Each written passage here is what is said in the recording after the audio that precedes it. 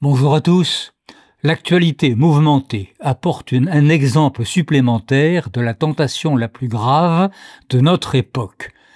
Refuser les réalités. L'exemple est celui-ci. Dans une université américaine, un agitateur politique est assassiné devant 3000 étudiants. L'événement soulève une tempête dans les médias. Mais que se passe-t-il dans les réseaux sociaux ? Des milliers d'internautes se mettent à dire que l'événement n'a pas vraiment eu lieu et que les images qui le montrent ont été fabriquées à l'aide d'une intelligence artificielle. Alors pour nier la réalité d'un événement pareil, celui qui a lancé cette rumeur s'appuie sur un détail de ces images. Il interprète mal ce détail et de toute façon l'assassinat a bien eu lieu. N'est-ce pas une évidence flagrante ?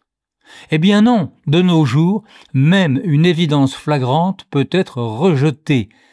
Il est tellement plus séduisant, n'est-ce pas, d'invoquer l'intelligence artificielle, les technologies du numérique et en général le monde virtuel, apothéose du grand n'importe quoi. La semaine dernière, nous parlions de ce redoutable phénomène d'opinion à propos de la grande embrouille politique française.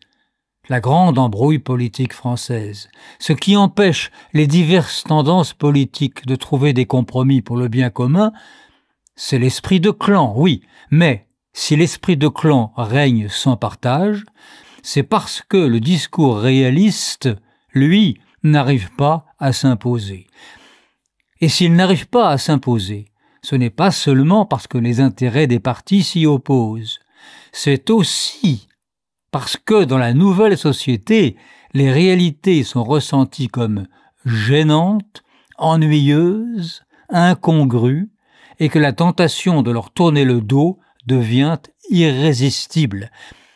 Alors je dis tentation, parce que pour les chrétiens, nier la réalité n'est pas seulement une erreur, c'est une faute.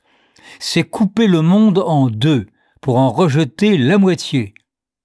D'un côté, le monde concret, désagréable et qu'il vaut mieux fuir. De l'autre côté, le monde imaginaire, celui des fantasmes, individuels ou collectifs.